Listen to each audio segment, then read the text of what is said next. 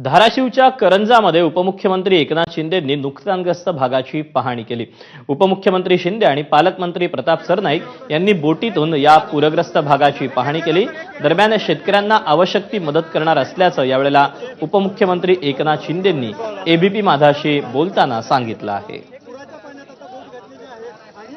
उपमुख्यमंत्री एकनाथ शिंदे चिखल तुडवत शेतकऱ्याच्या बांधावर आलेले आहेत। इथल्या पूरग्रस्त परिस्थितीची पाहणी करत आहेत।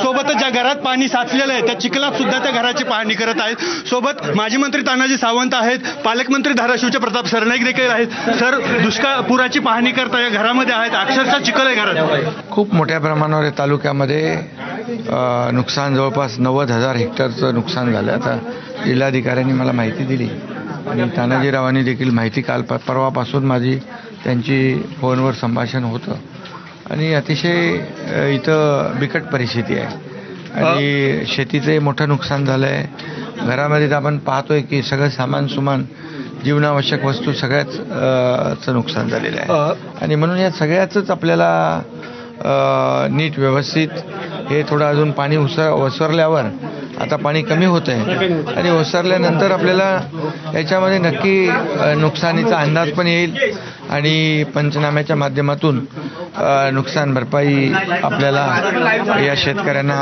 देता येईल।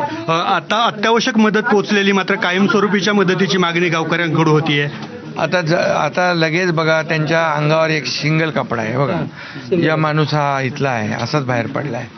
आता इथं याला कपडा नाही, भांडी नाही, राशन नाही, काही नाही। त्यामुळे जी तात्काळ त्यांना जीवनावश्यक वस्तू ज्या आहेत म्हणजे अन्नधान्य आहे, भांडी आहे, कपडा लत्ता आहे, चादरी ब्लँकेट आहे, हे तात्काळ जे आता त्याच्याकडे काहीच नाही आहे त्यामुळे ते तात्काळ देण्याचं इथं नियोजन केलं आहे आणि सरकारी मदत देखील या सर्व एवढ्या मोठ्या संकटामध्ये नियम अटीकडे न बघता शेतकऱ्याच्या मागं सरकार उभं आहे। विरोधकांकडनं त्यावर बॅनर लावले म्हणून टीका होतीये, कसं पाहताय टीका? विरोधकांनी ह्याच्यामध्ये राजकारण करणं दुर्दैवी आहे।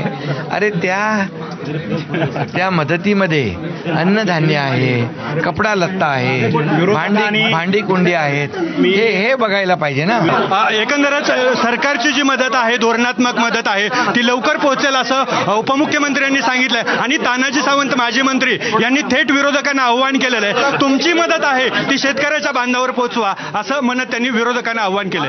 आप्पासाहेब शेळके, एबीपी माझा, धाराशिव, परंडा।